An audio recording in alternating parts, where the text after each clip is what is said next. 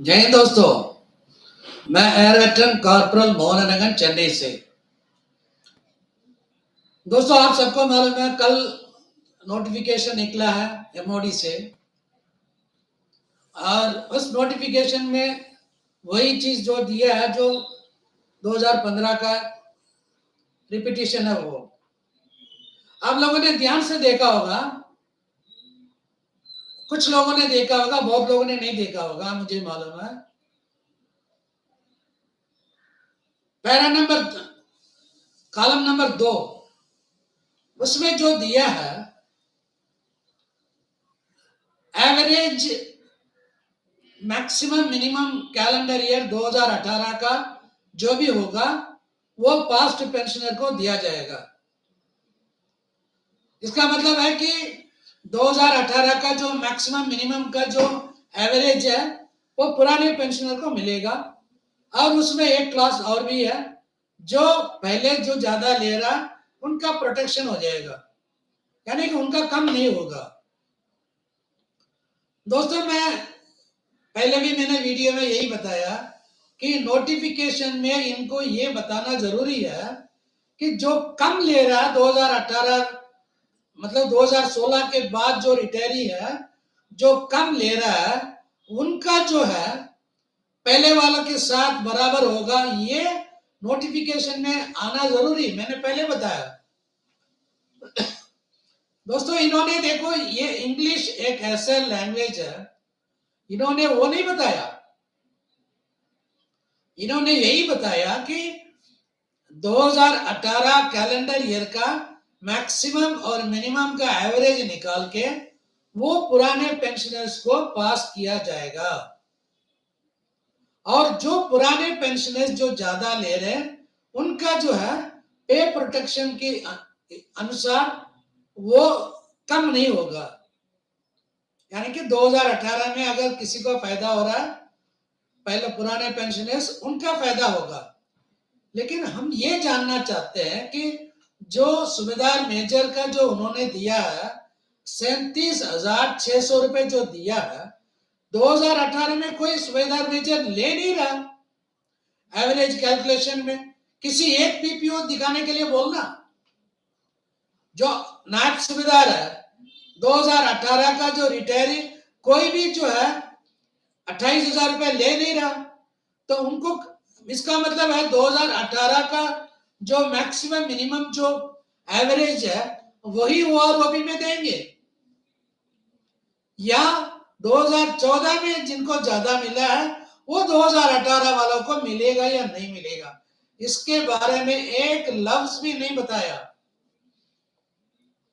कल को कोर्ट में अगर कोई केस करेगा तो यही बताएंगे कि हमने तो ये बोला ही नहीं, पहले वालों को ज्यादा देंगे करके। दोस्तों, हम ये क्यों बता रहे हैं कि हमारे लिए आंदोलन की जरूरत है, धरना देना जरूरत है, हमें भूख हड़ताल करना जरूरत है। क्यों?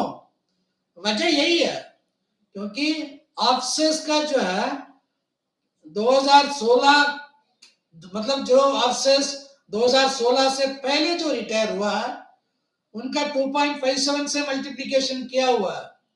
लेकिन जो 2016 के बाद वाला 7th पे कमीशन में उन सबका जो है 2.67 से लेके 2.81 तक गया, तो इसलिए ऑफिसर्स का कभी घाटा नहीं होगा। लेकिन हमारे लिए ऐसा नहीं है ना।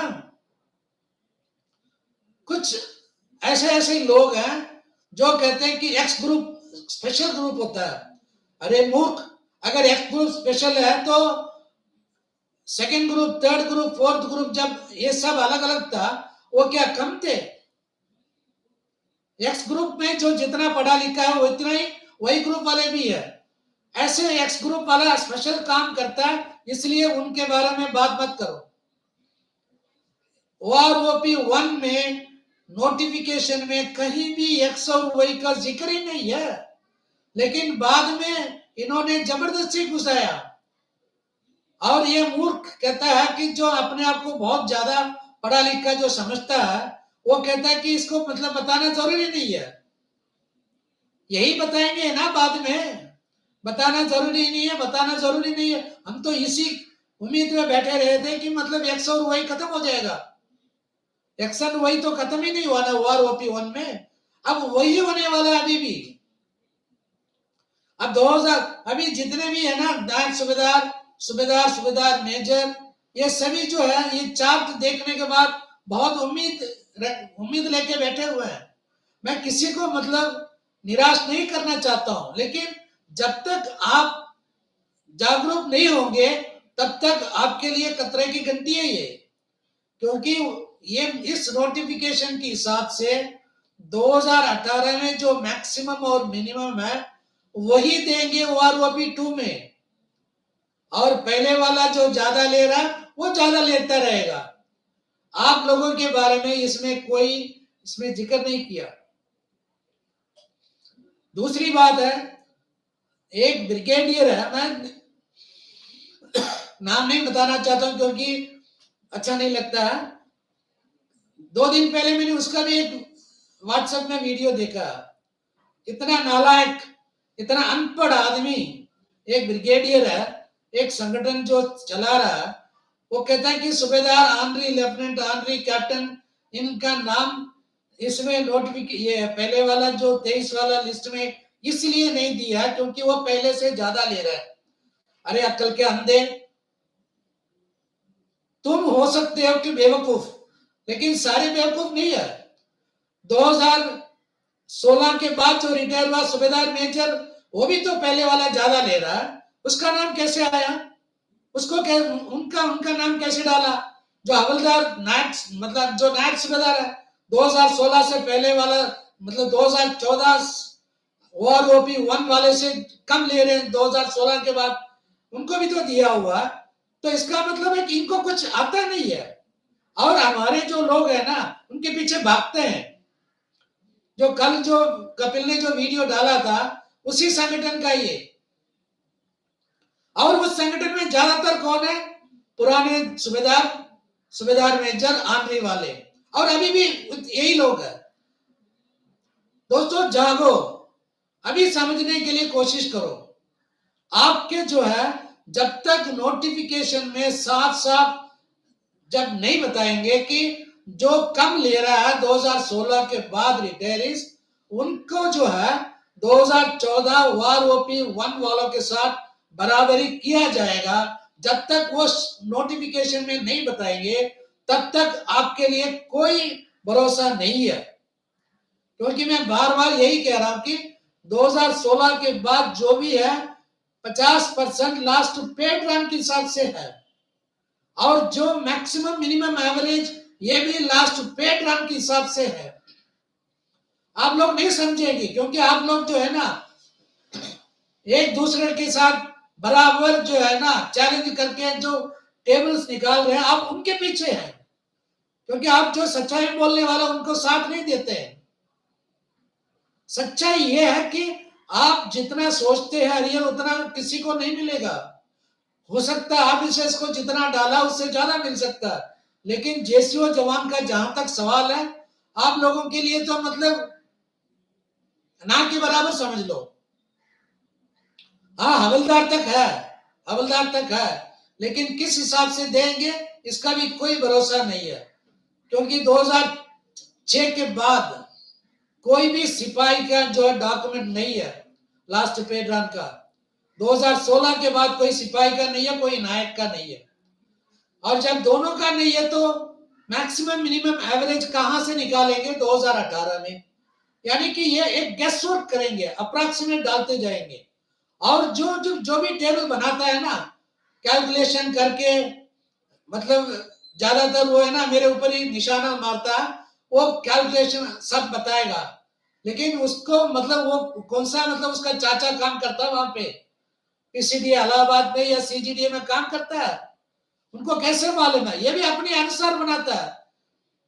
कोई भी आदमी अपने गेस वर्क कर सकता है, ये मतलब जरूरी नहीं है कि वो नहीं मतलब गेस वर्क नहीं कर सकता करके या गेस वर्क नहीं करना चाहिए करके। लेकिन जब तुम कर सकते हो, अगला भी तो बोलेगा। उसको क्यों बोलते हैं कि क्यों बोलता है? जो कपिल ने जो कहा वो सही कहा। कपिल ने सही कहा कि मतलब आंदोलन जब तक हम नहीं करेंगे जब तक कुछ नहीं मिलेगा। और खासकर मैं ये बताता हूं कि 2016 के बाद जो रिटायरी है, अगर घर में बैठे रहोगे तो घर में आपको बैठे रहना पड़ेगा। आपको जो है घर में बैठने से कुछ नहीं मिलेगा। आपको जो है सबसे पहले आपको बाहर निकलना चाहिए आंदोलन के लिए। सबसे पहले हम गवर्नमेंट तक ये तो लेके जाएंगे कि हमें क्या मिल रहा है। दोस्तों ये आप सबको मालूम है कि हमारे चाहे प्रधानमंत्री हो या हमारे रक्षा मंत्री हो या डिफेंस मिनिस्टर, सॉरी क्या बोलते हैं कि state state minister for defence हो, इन लोगों को कुछ मालूम ही नहीं है कम कौन ले रहा है, ज्यादा कौन ले रहा है। अगर उन तक ये आवाज पहुंचना है तो आपको सड़क पे आना पड़ेगा। अगर नहीं आओगे तो जयराम जी की, मेरे लिए कोई प्रॉब्लम नहीं है, क्योंकि मैं 2014 से पहले का आदमी हूं। 15 साल से लेके 28 साल तक के एक नायक का कोई बढ़ोतरी नहीं है, इसलिए मेरे लिए कोई प्रॉब्लम नहीं है।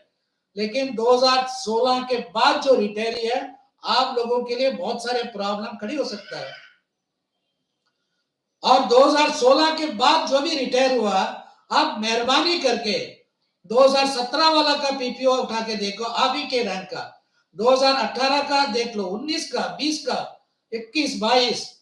दोस्तों 2016 जनवरी का जो रिटायरी है वो ले रहा है 26,500 रुपए, और 2022 नवंबर का रिटायरी ले रहा है 30,100, और 2014 ओआरओपी से पहले वाला सूबेदार ले रहा 31,500। दोस्तों आप खुद ही देख सकते हैं कि क्या क्या कहां डिफरेंस हो रहा है। ये 26,500 जो 2016 वाला है और 22 वाला 30,000 कहां कैसे पहुंचा, क्योंकि इंक्रीमेंट की वजह से। ऐसे जो है जाते जाते आगे जाके जो है 2023 का रिटायरी ज्यादा लेगा, और अभी अगर आप नहीं जागोगे तो आप यही बैठे रहोगे 26,500 में, और सूबेदार मेजर बैठा रहेगा 28,500 में, और ऑनरी लेफ्टिनेंट 36,000 37,000 में, और ऑनरी कैप्टन बैठा रहेगा 38 और 29 में, 38 और 38 और 39 में बैठा रहेगा। आप लोगों को आगे आना चाहिए, आगे आएंगे तो आपको फायदा मिलेगा। दोस्तों पहले जो है एक की ऑनरी लेफ्टिनेंट है, अभी सूबेदार ऑनरी लेफ्टिनेंट भी है, वो कम ले रहा है, सूबेदार मेजर ऑनरी लेफ्टिनेंट ज्यादा ले रहा है।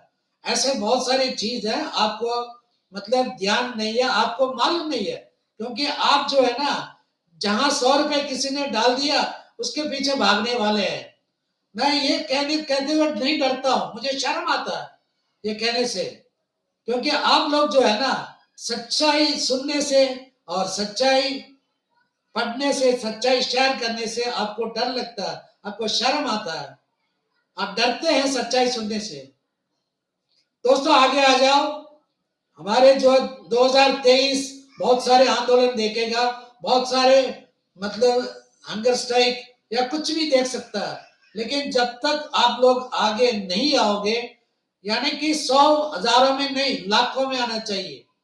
अगर आप अपने आप को जो फायदा चाहते हो, और आपको आना पड़ेगा, और 2016 के बाद वाला के लिए हम लड़ेंगे, ये बात नहीं आपके लिए हम नहीं लड़ेंगे, लेकिन आप सामने नहीं आओगे तो आप कभी जीत नहीं सकते हो। जय हिंद, वंदे मातरम, भारत माता की जय, सेना की एकता जिंदाबाद।